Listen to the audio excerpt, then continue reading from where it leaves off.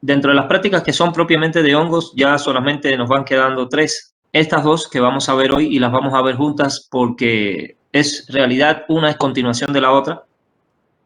Cuando lo hacemos en el laboratorio, definitivamente pues tomamos dos semanas porque lleva una incubación de 7 días. Pero digamos, los fundamentos teóricos son esencialmente similares y no tiene caso entonces, si lo vamos a hacer en línea, tomarnos dos semanas para esto. La otra práctica que nos queda es la que he estado protegiendo, la práctica 2, con la esperanza de que pasado el examen parcial podamos hacerla de manera presencial. Y por lo que nos han dicho, parece indicar que eso va a ser posible, que podemos regresar ya después, quizá la próxima semana, pero a más tardar la otra que le sigue. Por ahí Yareli andaba levantando la mano. ¿Tú querías decir algo, Yareli, o fue un dedazo al teclado? No, ¿cómo crees? Sí quería preguntarle algo. Doc, Adelante. si, si presentamos el examen en la escuela, ¿vamos a hacerlo en computadora como la vez pasada? O sea, ¿o va a ser en físico, en hoja? No. A mí mientras me sigan dando la opción de poderlo hacer en línea, yo lo voy a hacer en línea y no he recibido la contraorden.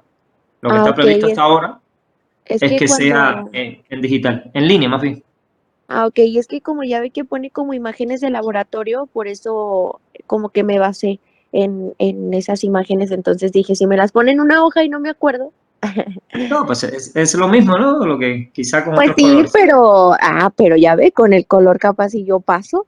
No, Bueno, no te pero era una preocupes, pregunta muy fácil. Muchas gracias, Doc. por nada. Bueno, entonces vamos a comenzar con esta sesión de la toma de muestra para el diagnóstico de micosis. Eh, en esta práctica, lo que nos proponemos es que ustedes puedan aprender a realizar la toma de muestra para el diagnóstico de micosis. Las micosis que son de lesiones húmedas en piel, dígase de úlceras, por ejemplo, o que provienen de mucosas orales, la encía, la boca, la mucosa yugal o la faringe, no tienen realmente mucho que aportarles en ese sentido porque se realizan de una manera similar a las tomas de muestra para bacterias de las mismas regiones, como por ejemplo el exudado faríngeo, ¿no? Pero ya cuando se trata de muestras que crecen, o más bien muestras que se toman del cuero cabelludo, del cabello, de las uñas, de piel seca, ahí ya las cuestiones cambian y es esto lo que realmente les va a aportar cuestiones nuevas, novedosas en la toma de muestras. Cuando hacemos esto de manera presencial, los mismos alumnos sirven, ¿no?, como pacientes para la toma de muestras.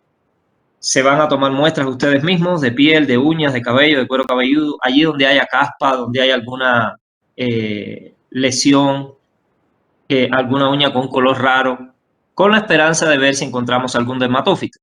Por lo general, la mayoría de las veces no los encontramos, eventualmente sí, hacemos algunos aislamientos clínicos de relevancia. Y otras veces nos crecen hongos que más bien son ambientales, pero procedemos a hacer su diagnóstico. De manera que esta práctica es secuencial. El primer día se hace la toma de muestra, se hace el examen directo y se hace el cultivo. Y la segunda semana se hace la identificación del espécimen que crece en el cultivo, evaluando sus características culturales, pero también el examen al microscopio y también algunas pruebas bioquímicas según corresponda. Por eso nos llevamos 2 semanas. Comencemos entonces con la toma de muestra de las micosis superficiales.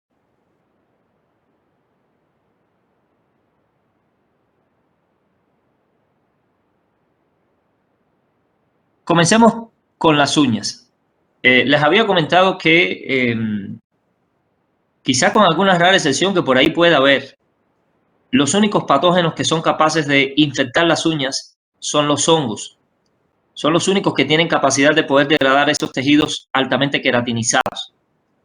De manera que es casi el seguro cuando veas un proceso de daño en una uña que no tenga un origen físico, es decir, un golpetazo o algo así, que sea un hongo lo que esté detrás de ello. Pero eso hay que demostrarlo. Y la forma de demostrarlo es haciendo el análisis micológico correspondiente en el laboratorio. Los hongos no van a estar creciendo generalmente a flor de uña, no van a estar en la superficie, sino que van a estar en capas profundas, porque muchas veces el paciente se automedica, se pone algunas veces algunos ungüentos antimicóticos locales, y sin dudas va a lograr eliminar con facilidad los hongos que están en la superficie, pero no los de las capas más profundas donde el antimicótico no difunde tan bien. Para poder hacer la toma de muestra vamos a necesitar, como en cualquier otra región, que la uña sea sometida a un proceso de desinfección. Puede ser con cualquier antiséptico o desinfectante. El más utilizado por cuestiones obvias es el etanol, porque es muy eficaz y además se evapora rápidamente. Una vez que se evapora, procedemos a la toma de muestra. Importante cortar la uña. Aquí hay que sacar lo que tengamos de manicurista para poder hacer el corte de la uña, acercarnos lo más posible a la región de la uña donde realmente esté el grueso de la lesión. Y una vez que estemos allí, después de haber hecho ese corte con bisturí o con tijera, vamos a tomar un bisturí estéril y vamos a proceder a hacer un raspado de la uña para que caigan algunos fragmentos, algunas virutas, sobre un portaobjetos o una placa Petri, ambos definitivamente estériles, igual que el bisturí.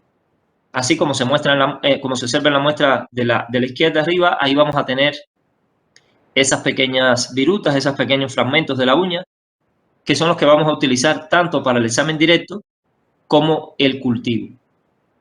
Algunos de esos pequeños fragmentos los vamos a arrojar, podemos hacerlo igualmente con el bisturí, ¿no? Sacándolo de allí y lanzándolos, no sembrándolos, lanzándolos, dejándolos caer sobre una placa de agar para cultivar el hongo. El agar que se emplea puede ser muchos, pero el más utilizado es el agar Destroza Saburot, un medio que permite el crecimiento de la mayoría de los hongos con facilidad y que muchas veces viene suplementado con un antibiótico de amplio espectro. Cloranfenicol, ciclohelsamida son los que más se emplean. Y eso te garantiza que las bacterias que van a estar allí, que siempre hay alguna que otra que cae, no se le adelanten al hongo porque crecen más rápido y el hongo puede expresar mejor su micelio sin ningún tipo de interferencia. Pero bien sea en agar Destroza Saburot o en agar Destroza Saburot con cloranfenicol, esos pequeños fragmentos de uñas se dejan caer y luego se incuban. La incubación de los hongos la vamos a hacer en condiciones diferentes a las bacterias. Los hongos filamentosos son de crecimiento lento. En lo único que van a coincidir en comparación con las condiciones que empleamos para las bacterias tradicionales es en el hecho de que no hay que protegerlos para nada del aire. La incubación va a ser en presencia de aire, porque no les afecta el aire, al contrario, lo necesitan el oxígeno de ese aire. Pero fuera de eso cambian. Por ejemplo, las temperaturas de incubación de estas muestras no van a ser a 37 grados, van a ser entre 25 y 30. Algunos laboratorios utilizan 25, otros 28, otros 30 grados. En ese rango, los hongos van a crecer bien. Evidentemente, cada especie tiene una temperatura óptima, pero no es la misma para todos. Entonces, habrá alguno que a lo mejor la temperatura ideal es 29, pero para otro podrá ser 27.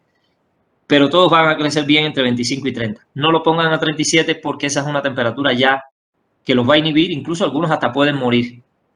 Hay que entender también, ¿no?, que estos hongos que crecen en la superficie de nuestro cuerpo están expuestos a una temperatura superficial, que muchas veces está en 33, 34 grados. No es la ideal, pero pueden vivir allí. Pero ya 37 sí es demasiado calor para ellos. La otra cuestión es el tiempo de incubación. Recordamos el semestre pasado que las bacterias en 24, máximo 48 horas generaban colonias. Los hongos filamentosos necesitan más tiempo. La incubación la vamos a hacer usualmente entre 3 a 7 días. De 3 a 7 días. Sin embargo, en algunas cuestiones es recomendable no dar por negativo hasta las 2 semanas. Hasta las 2 semanas se puede incluso llegar a incubar. Pero normalmente de 3 a 7 días esa colonia aparece. Y es el tiempo que habitualmente le damos a estos hongos causantes de micosis superficiales. Las otras fragmentos de uñas los vamos a poner sobre un portaobjetos. Si la muestra se tomó en una placa, si se tomó en el portaobjetos, pues ahí mismo se hace el procedimiento. Y se les va a añadir una solución de hidróxido de potasio al 10%. Se va a calentar levemente y se va a dejar actuar unos 5 minutos. y posterior a ello se le va a poner un cubre objetos y eso se va a observar al microscopio. ¿Cuál es la función del KOH? El hidróxido de potasio hace un proceso que se llama aclaramiento, que consiste en degradar, en destruir las uniones intercelulares, incluso destruir las pocas células que puedan estar allí también, degradar proteínas de unión como son el colágeno, en este caso sobre todo la queratina, que es la más abundante, haciendo que las hifas que estén creciendo entre esas proteínas, entre esas células, puedan ser fácilmente observables y además se puedan observar con claridad sus contornos, su ancho, su forma, los conidios que puedan estar presentando, y eso ayuda mucho en su identificación. Si no hacemos ese aclaramiento con hidróxido de potasio, lo único que vamos a ver es una madeja fibrilar de fibras de queratina, de algunas células lisadas y si acaso un pedacito de hifa, pero sin poderla evaluar bien al microscopio. Por eso es un paso imprescindible cuando se trabaja con uñas, con pelo o con piel seca, hacer ese aclaramiento con hidróxido de potasio. La observación al microscopio la vamos a hacer con lentes de 10, de 20, máximo 40. Ya en función del tamaño de la estructura que estés observando, así será la lente ideal. No se necesita la lente de inmersión para poder observar las características morfológicas de las hifas y las esporas. Eso es entonces lo que hacemos el primer día, hacer el raspado, observar al microscopio después del aclaramiento con KOH y proceder a la siembra en Agadestrosa saburot.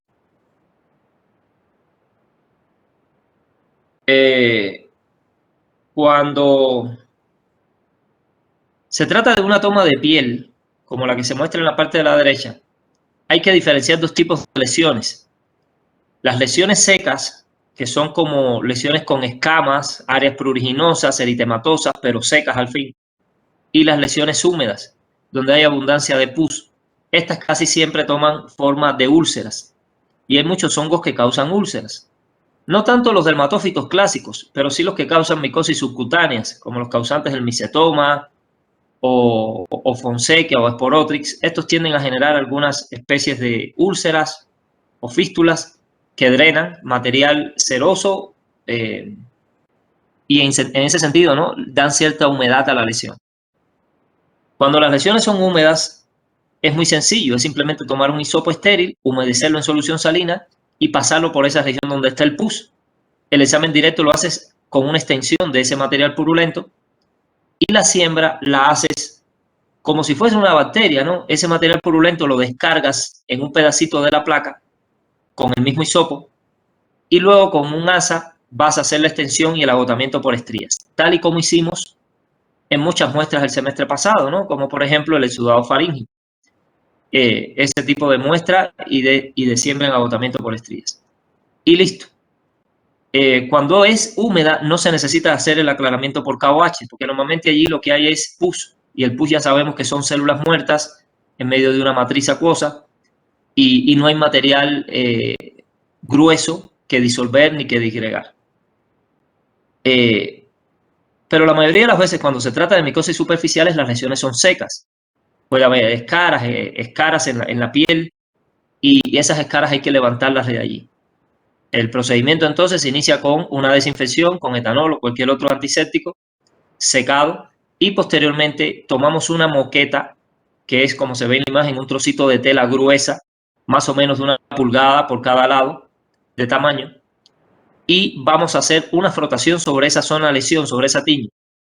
Unos 3 giros a la izquierda y luego unos, sin levantar, unos 3 giros a la derecha, en contra y a favor de las manecillas del reloj. Y luego esa moqueta la tomamos con una pinza y la ponemos sobre una placa de agar, sobre una placa de agar. Queda claro, ¿no?, que la parte de la tela que frotó la piel, esa tiene que quedar pegada al agar. Y así la vamos a incubar en Agadestrosa saburot, 3 a 7 días, presencia de aire, 25 a 30 grados. Y ahí debe crecer el hongo.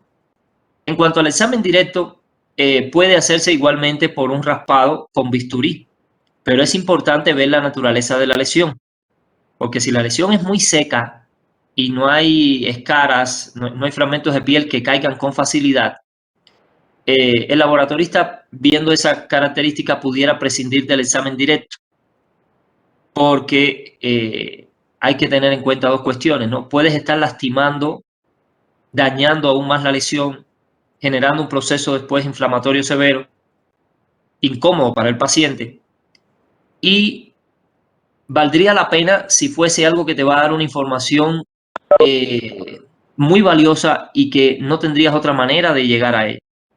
Pero en todas estas muestras de diagnóstico de hongos para toma de muestra de diagnóstico de micosis, hay que entender que los exámenes directos generalmente son solo de orientación, porque el confirmatorio y además el más sensible, el que casi nunca falla, es el cultivo. Entonces, si tienes la muestra para hacer el cultivo y ves que tomar el examen directo te va a generar un daño importante al paciente, tú puedes prescindir de eso. Tú puedes prescindir de eso y quedarte solo con el cultivo. Porque de todas maneras el examen directo por sí solo no te va a dar mucha información. Y muchas veces la cantidad de hongo es tan pequeña que no es posible evaluarlo en el examen directo. No lo encuentras simplemente y es el cultivo el que te da la solución. El valor del examen directo es que cuando el hongo aparece, ya tú sabes que es una micosis por la naturaleza del micelio. Y puedes, digamos, darle esa información preliminar al paciente y él puede comenzar un tratamiento si es que ya no lo inició.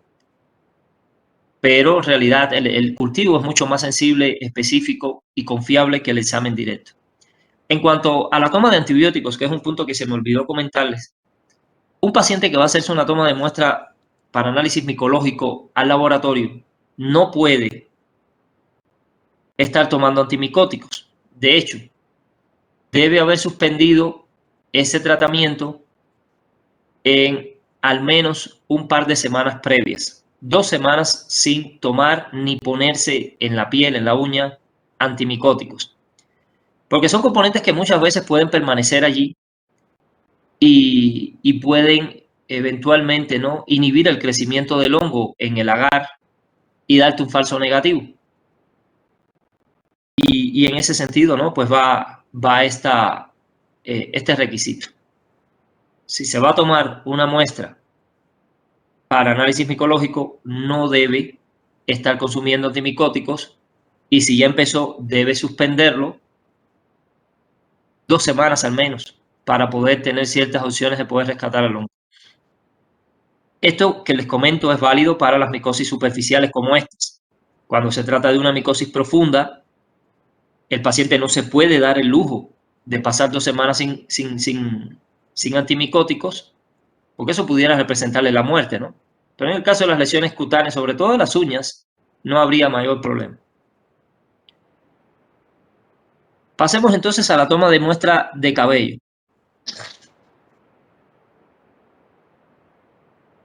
Los hongos también son prácticamente los únicos que pueden crecer y lesionar el cabello. Para poder hacer esta lesión, igualmente vamos a tomar un antiséptico y vamos a tratar de desinfectar esa región donde está creciendo el cabello dañado. Esperamos a que el antiséptico se evapore, se elimine y vamos a proceder a tomarle el pelo al paciente. Así como se ve en la muestra, con una pinza estéril, de raíz de preferencia. Lo ideal es que sea de raíz, porque muchas veces el hongo se ve mejor en el folículo. Y esos pelitos, esos vellos, esos cabellos, los vamos a utilizar tanto para el examen directo como para el examen en cultivo. El cultivo es tan simple como agarrar un par de esos cabellos y ponerlos directamente con la pinza en un medio de agar destroza saburo y listo. Asegúrate de que no quede doblado, ¿no?, sino que quede el cabello en casi toda su extensión o en toda su extensión en contacto con el agar. Y el examen directo, igualmente tomamos 1 o 2 vellitos, los ponemos sobre un portaobjetos y hacemos el mismo procedimiento de aclaramiento con KOH. Cubrimos, calentamos y dejamos que el hidróxido de potasio actúe unos 5 minutos. Y luego examen al microscopio. En esa circunstancia, en el examen directo podemos ver, sobre todo en los bordes del cabello, el crecimiento del micelio, cómo es el micelio y tener una idea de qué nos vamos a encontrar en el cultivo. y evidentemente es un diagnóstico presuntivo de una micosis, porque no hay hongos filamentosos que sean parte de la microbiota normal de la piel humana. ¿Ok? Entonces, si de tratarse de un hongo que es patógeno, siempre vamos a asumir que es el causante de esas lesiones.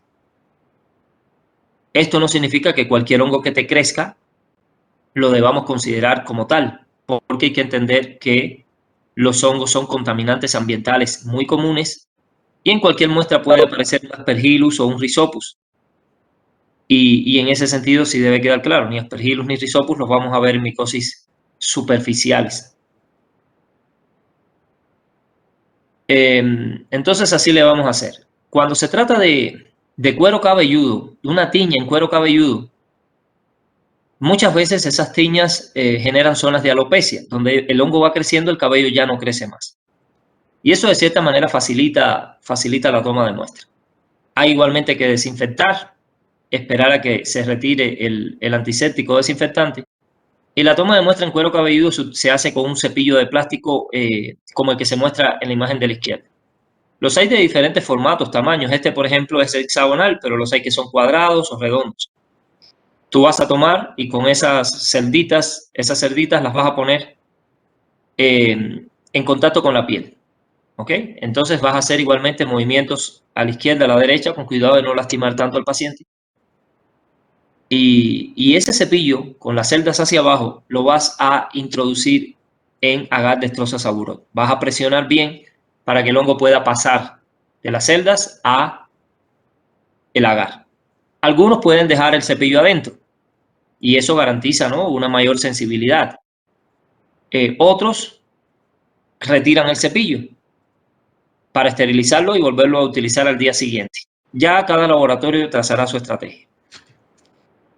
Y evidentemente el hongo que estaba en la piel, en el cuero cabelludo, va a crecer en el agar y lo podrás identificar. En cuanto al examen directo, este por lo general no se hace, porque implicaría igualmente un raspado. Y ya sabemos que en esa zona la piel es muy sensible y además está dañada ya por el crecimiento del hongo. Entonces, si lo vas a hacer, tiene que ser que hayan casos donde hayan escamas que caigan muy fácilmente. De lo contrario, no tiene mucho caso hacer esto, porque además puede venir acompañado de una importante cantidad de elementos de caspa, de microorganismos no fúngicos que se encuentren allí y por supuesto de células epiteliales. En todos los casos, igualmente, si se logra hacer, hay que hacer un aclaramiento con KOH. Pero perfectamente se puede prescindir de ese examen directo para no lesionar tanto al paciente. Bueno, hasta aquí algún comentario, duda, pregunta. Yo entré, Adelante. poquito tarde por esto del internet y apenas me pude conectar. Y está medio trabándose para mí, pero ya apenas me alcancé a conectar. Ok, pero ¿tienes alguna duda o solo me comentabas por el No, asunto de la asistencia? no, nada más era eso con respecto a la asistencia. Ah, ok, sí, no te preocupes. Yo al ratito ya reviso el chat. Sí pusiste ahí en el chat que entraste, ¿verdad? Si no, pon presente y ya yo ubico y los registro. Ah, ok. Va. Gracias. Por nada. Veamos algunas imágenes de exámenes directos al microscopio óptico. Ahí en la izquierda superior, un cabello ya aclarado con KOH. Vean que el centro no se ve, el grosor del cabello no permite que pase la luz. Pero en los bordes, donde el cabello está dañado, hay crecimiento de un micelio. Y bueno, con el tamaño, con las características, no podemos apreciar exactamente a qué género puede pertenecer el hongo, pero queda claro que hay un micelio. Y eso es suficiente para saber que las lesiones que se están presentando allí son causadas por un hongo, es una micosis, porque, insisto, no podemos asumir que hay hongos que sean microbiota normal. Hongos filamentosos no son microbiota normal en ninguna región. A la derecha, piel lampiña, esta zona de la piel donde no crece normalmente el cabello. Vean los filamentos, las hifas con claridad, se ven muy bien. No al nivel de poder distinguir ni siquiera a qué género o a qué familia pertenece, pero ya sabemos que hay un dermatófito allí y lo que quedaría sería esperar el cultivo para poderlo distinguir con claridad. Abajo, un raspado de uñas y aquí se puede ver el micelio mucho mejor. Vean el grosor de esas hifas, vean los conidios, conidios de origen tálico, artroconidios, y eso definitivamente verlo ya nos indica, ¿no?, una onicomicosis. Quedaría esperar el cultivo para poder identificar el género o la especie. Del cultivo, bueno, ahí lo tenemos. Podemos apreciar la moqueta al momento de ponerse y ya luego una moqueta después de varios días de incubación. En ese caso, vamos a ver el micelio que inicia creciendo en los bordes, pero ya después puede cubrir incluso toda la moqueta sin mayor tipo de problema. Y con eso definitivamente podemos tomar un corte de ese agar para observar el hongo y estudiarlo en todas sus características. Poder identificar hasta género muchas veces y tener un diagnóstico mucho más preciso de quién está detrás de esa micosis. Bueno, lo otro que continúa aquí es observar un video donde se muestra de manera operativa cómo se hace la toma de muestra y el procesamiento para algunas de estas micosis superficiales. El video dura unos 4 minutos y ya les puse el link en el chat para que de ahí lo tomen y lo procesen en sus dispositivos para que lo puedan escuchar con calidad, ¿no? Porque cuando lo proyectamos de manera directa muchas veces se distorsiona. Vamos entonces a tomarnos 4 minutos para poder ver este video y a las 9:40 vamos a regresar para continuar desarrollando este tema.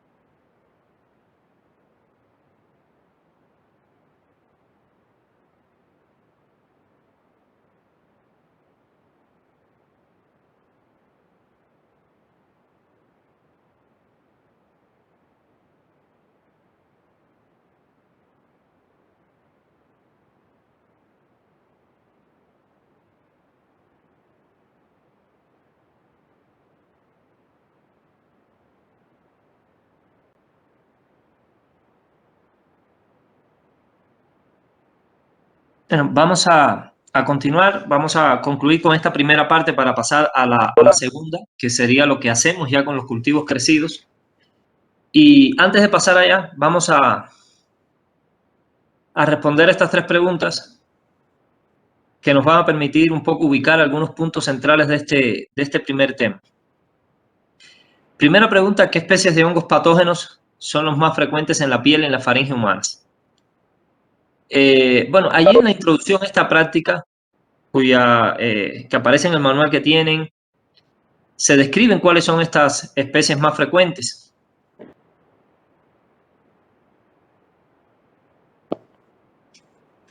En ambas regiones. En esta práctica que utilizamos tomas de muestra de uñas, de cabello, de piel, en esas regiones son muchísimas las especies de hongos que pueden afectar al humano, pero los más frecuentes son los llamados dermatófitos clásicos, que corresponden a 3 géneros: Microsporum, Trichophyton y Epidermophyton. Ellos justifican más del 80% de las tiñas de las lesiones en piel y uñas de los humanos.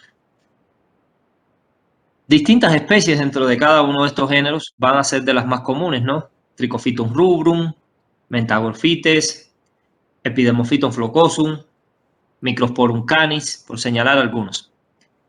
En el caso de la faringe, que es otra de las muestras que tomamos en esta práctica y en la cual no me detuve porque es igual a un exudado faríngeo, es simplemente tomar un hisopo, buscar la región donde están las lesiones, tomar una parte de esa secreción purulenta, hacer una descarga y después el agotamiento por estrías, tal y como hicieron el semestre pasado en el exudado faríngeo. Los hongos que van a estar predominando en esa faringe y en la boca no van a ser los filamentosos. Lo que vamos a ver allí son levaduras. Levaduras como Cándida, fundamentalmente Cándida albicans, y eventualmente, de vez en cuando solamente, algunos hongos dimórficos que evidentemente crecen como levaduras allí o como esférulas, de tratarse de coccidioides. Coccidioides no es muy común, pero puede aparecer en esas regiones. Los que son no tan raros, pero ni remotamente tan comunes como las cándidas, son por ejemplo Histoplasma y Cryptococcus, que también pueden generar lesiones de tipo úlceras, por ejemplo, o nodulares en boca, lengua, faringe. Esos serían los más frecuentes, pero insisto, por encima de todos ellos, Cándida. Cándida tropicalis, glabrata, albicans, que es la más común. La segunda pregunta, y esta sí la pueden responder con ningún tipo de problema: ¿cuál es el papel del hidróxido de potasio en la preparación de la muestra de uña, por ejemplo, o de piel? ¿Qué me dicen al respecto?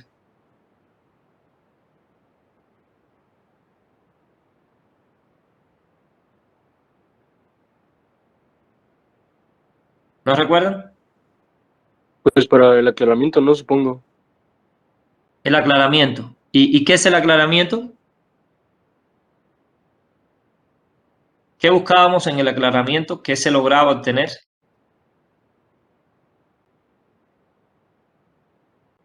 Pues un mejor campo visual, ¿no? Se quitaba todo lo que era la queratina, por ejemplo, si era de piel de... Bueno, sí, pues la queratina de la piel o del cabello. Y de las uñas, y no solo la queratina, también otras proteínas de unión, el colágeno, elastina, el ácido hialurónico y también, evidentemente, muchas células epiteliales que una solita no genera problema, pero cuando están unidas unas sobre las otras, pueden generar que la luz no las atraviese y el hongo que esté por allí tampoco lo podamos ver. Básicamente esa es la función del aclaramiento con hidróxido de potasio, ¿no? Disgregar las estructuras celulares para que la hifa se pueda observar mejor. Y por último, ¿cuál es el tiempo que debe transcurrir sin tratamiento antimicótico previo un paciente para la toma de muestra para diagnóstico de micosis superficiales? 3 días, 48 horas, un mes, 2 semanas. Muy bien, Jimeno.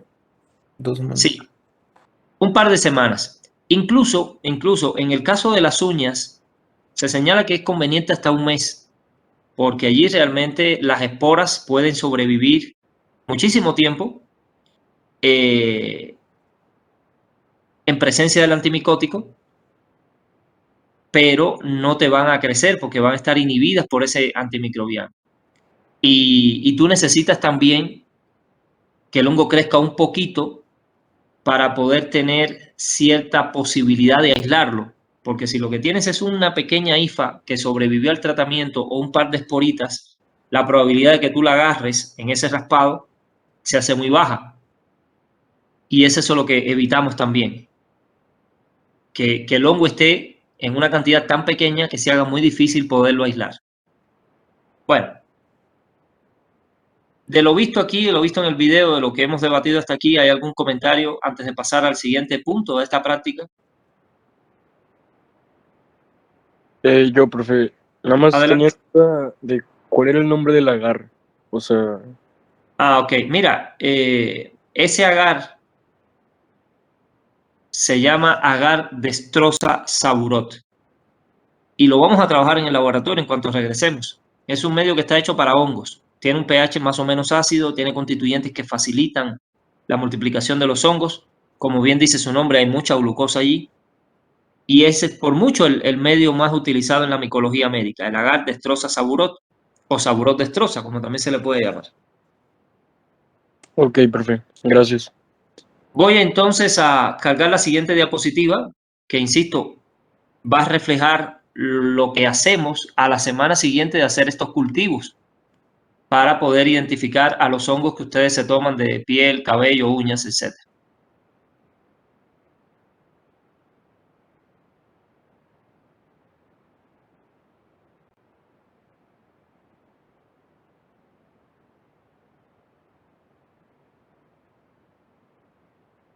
Todo lo que vamos a escribir aquí es lo que hacemos a la semana siguiente de ir al laboratorio y hacer la toma de muestra.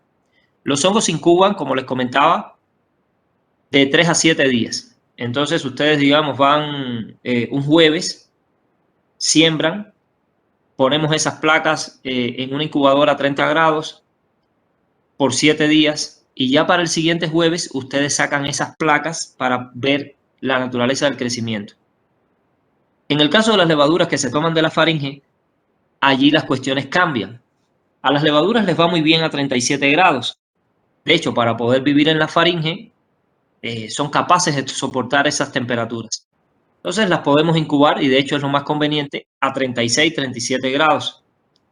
Y se parecen también a las bacterias no solamente en la forma de las colonias, sino en la rapidez del crecimiento. Las levaduras te pueden crecer incluso en medios bacterianos como Müller-Hinton, Triptona soya, agar nutriente o agar sangre, y lo hacen de tú a tú, compitiendo con las bacterias. Te generan colonias en 24 o 48 horas. En esos casos lo que hacemos es que las muestras de faringio a los 2 días las sacamos de la incubadora, las ponemos en refrigeración para detener el crecimiento y ese día las sacamos y las evaluamos a la par de las muestras de uñas, de piel y de cabello. Comencemos un poco con lo que pudiéramos encontrar en el exudado faríngeo. Las levaduras van a ser, insisto, la forma que podemos encontrar de los hongos creciendo en las mucosas orales y la faringe. Los hongos filamentosos no tolerarían esa temperatura. Las características culturales van a variar según las especies, queda claro esto, ¿no? Pero suelen ser colonias no muy grandes, muy parecidas a las de las bacterias. Y aquí vemos dos ejemplos de dos de las especies que pueden aislarse con frecuencia de la boca humana. Candida albicans, creciendo en Destroza saburot agar. Vean que son colonias blancas, mantecosas, bordes regulares. Y a la derecha tenemos a Candida parasilopsis. Es el mismo género, pero no se parecen en nada a las colonias, salvo quizá el color blanco. Candida parasilopsis genera colonias un poquito más chicas, bordes irregulares, estructura, digamos, cerebroide, ¿no? Con muchos surcos, y eso definitivamente marca una diferencia con otras levaduras de su mismo género. ¿Qué se hace en ese caso? Bueno, después de describir el micelio, que eso siempre ayuda, nosotros podemos utilizar pruebas de identificación bioquímicas. En el caso de las levaduras, la bioquímica es muy utilizada, igual que en las bacterias. Y nosotros contamos ahí en el laboratorio con galerías Auxicolor, donde tenemos cerca de 16 pruebas bioquímicas distintas para poder diferenciar estas levaduras.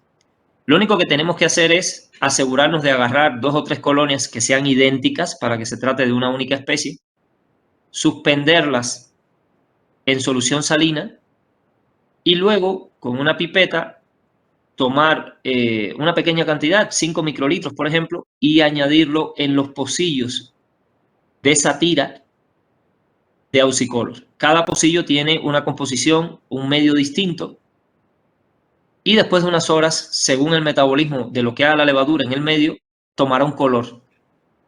Y los cambios de color nos van indicando si degrada o no el sustrato principal que está allí, si degrada glucosa, lactosa, manosa, rafinosa, etcétera, etcétera, etcétera. Y ya con ese patrón bioquímico vamos a una guía, a una clave, y podemos identificar la especie de la que se trate. El aucicolor se lee de un día para otro, no hay que esperar mucho. Y es así como podemos identificar las levaduras.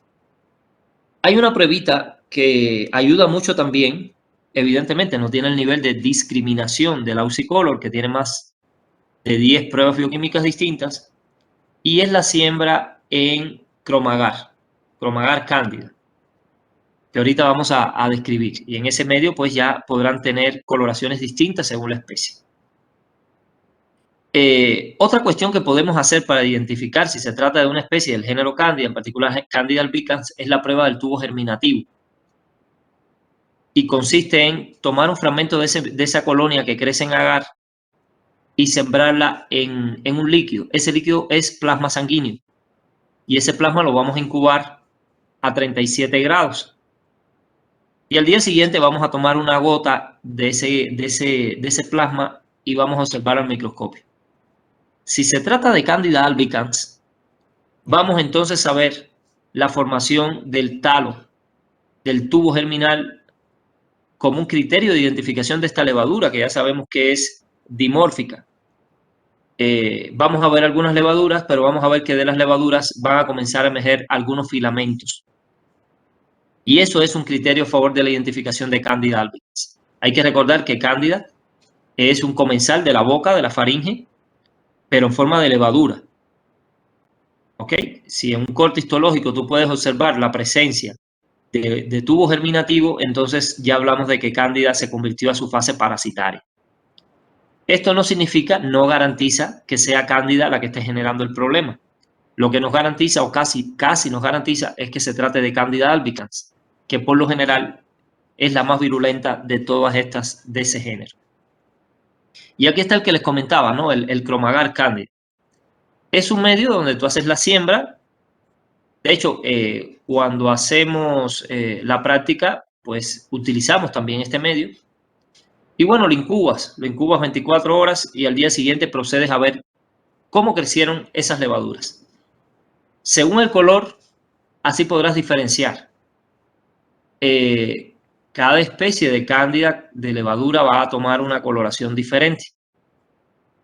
Candida albicans va a crecer verde, tropicalis azul, Krusei y Parasyloxis rosadas, pero Krusei con relieve rugoso y Parasyloxis con bordes lisos.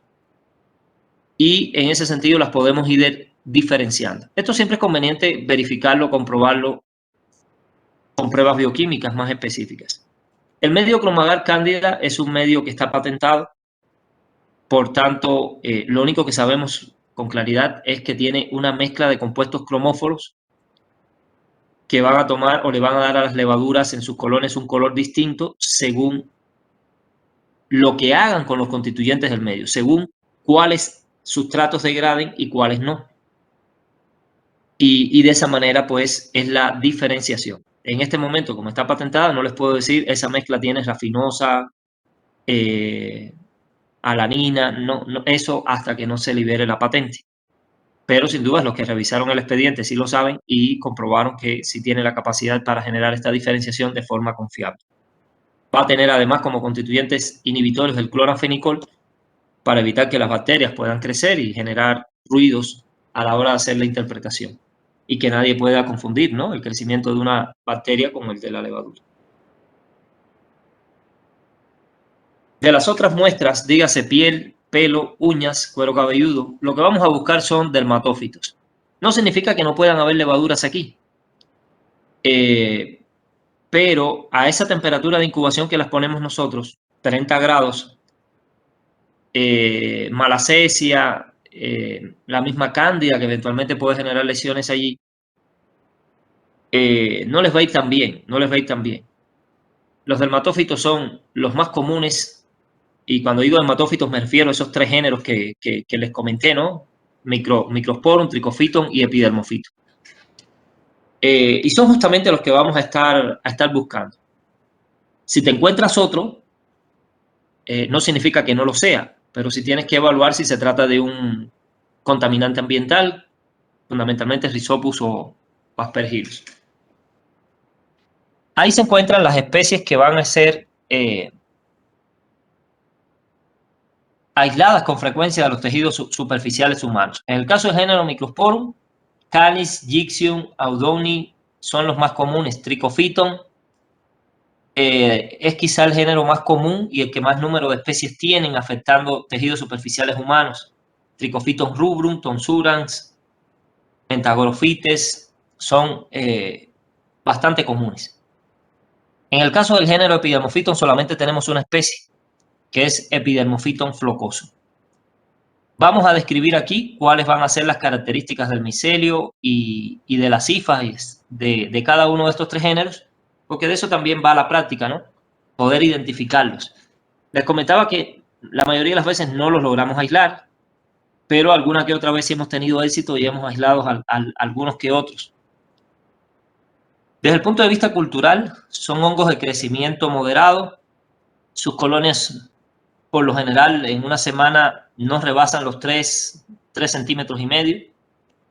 Y eso, evidentemente, es más chico que un Aspergillus o con Rhizopus. Tienden a tener colores claros en su micelio aéreo, blancos, cremas claros, amarillos tenues. Cuando más, una coloración ligeramente parda o marrón. Pero suelen tener casi siempre colores muy claros.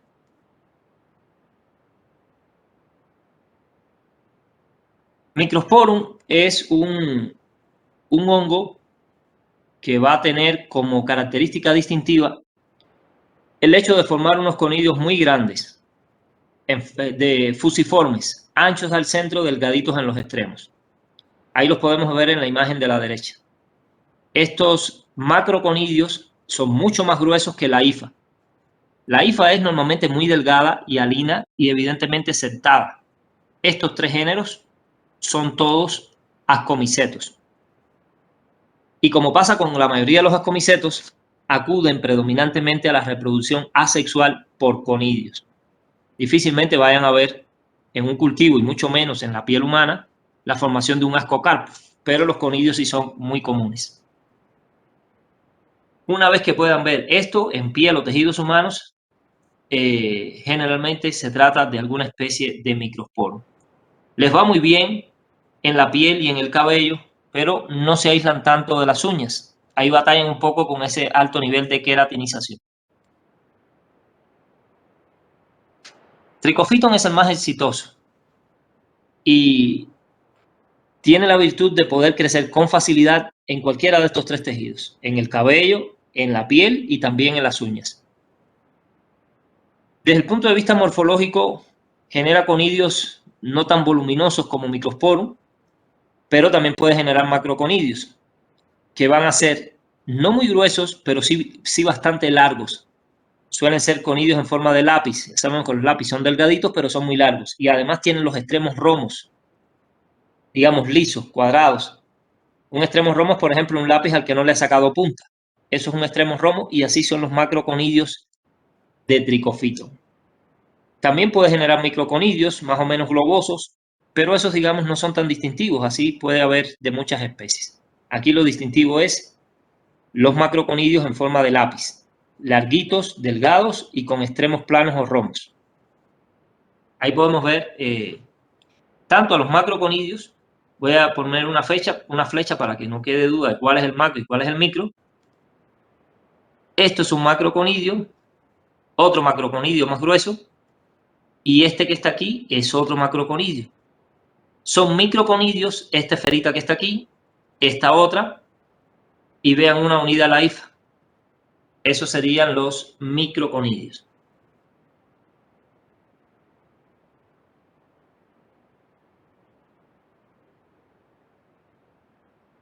Y por último, epidermophyton. Epidermophyton va a ser un hongo que lo vamos a ver afectando la piel y las uñas, pero no se aísla del cabello. En el cabello no le va bien. Es el más fácil de identificar de los tres, porque tiene un macroconidio muy distintivo. Se van a formar en los extremos de las cifras en forma de una especie de ramilletes, no surgen varios a la vez y tienen una forma de mazo. En el ápice van a ser delgaditos y en los extremos van a ser anchos. Y les da, como se ve en la imagen, esa forma de mazo o de as de bastos. Para los que gusten jugar de cartas, es como un as de bastos. Son conidios multicelulares. Pueden contener varias células en su interior. Y eso es lo que lo distingue. La hifa es muy delgada, pero ese macroconidio es extremadamente grande y grueso. Al ver esto de un tejido, de un hongo aislado, de un tejido humano como de la piel o las uñas, eso ya nos ubica en Epidermophyton flocosum, porque, insisto, solo hay una especie en este género de relevancia médica. Por ahí entonces va el diagnóstico, ¿no? Tratar de ubicar si algunos de esos hongos filamentosos que crecen en los cultivos corresponde a alguna de estas tres características, de Trichophyton, Microsporum o Epidermophyton. Son causantes también de micosis superficiales muchos otros hongos, ¿no? Por ejemplo, les comentábamos que eventualmente también lo puede hacer Fusarium. No es tan común como estos, pero también puede generar onicomicosis o Tinea fusarium. Entonces tienen el cultivo, van a evaluar las características de las colonias, van a describir las colonias, cómo es el micelio, tamaño, relieve, color, aéreo y vegetativo. Es importante señalar que la mayoría de los laboratorios de micología médica no trabajan con placas, trabajan con tubos, como la muestra que se ve en el extremo derecho, por una simple razón. Y no es tanto económica, no es tanto de que en el tubo gaste menos agar, sino es un problema de bioseguridad. Un hongo crecido en un tubo es mucho menos probable que te infecte, que inhales esas esporas, que una placa de agar, que la vas a abrir totalmente, en un área muy expuesta al aire, y eventualmente puedes inhalar conidios y enfermarte. Los tubos no, los tubos tienen una seguridad grande porque la boquita es estrecha, y si la calientas inmediatamente al mechero, definitivamente no van a salir por ahí las esporas. Y luego, además de ver estas características macroscópicas del micelio, van a ver el micelio en microscopio. Hifas, si son setadas o no, conidióforos, dónde se forman, cómo se forman, tipo de esporas, cómo son los conidios, qué tamaño tienen, qué color tienen, etcétera, etcétera. Y con toda esa información y además eventualmente algunas pruebas bioquímicas contadas, como es el caso de la prueba de la ureasa, que se hace para diferenciar algunas especies de comicetos, podemos entonces ir a una clave de identificación de hongos filamentosos dermatófitos, que yo se las entrego. En este caso no tiene mucho sentido porque no haríamos de manera presencial la práctica. Pero con esa clave y la información que recogen del cultivo y el examen directo también, pueden identificar a qué familia pertenece, a qué género, o incluso a veces, con un poco de suerte, hasta qué especie. Pueden hacer un diagnóstico presuntivo bastante certero. Cuando no se trate de ningún hongo de los que está ahí en esa tabla, entonces pueden indicar a cuál se le parece más para más o menos tener una idea de cuál pudiera ser el orden o la familia a la que corresponde el hongo. Porque queda claro, esa tabla abarca a los hongos más comunes que afectan la piel humana, pero en la vida real, en la naturaleza, te puedes encontrar muchos otros más que eventualmente puedan llegar allí. Y de eso trata la práctica, no solamente de que tomen la muestra, sino que puedan identificar a un hongo filamentoso en base a sus propiedades culturales y microscópicas. Bueno, con esto pues vamos a concluir esta sesión de lo que sería el tema de laboratorio para continuar ya luego, después del receso, con la teoría.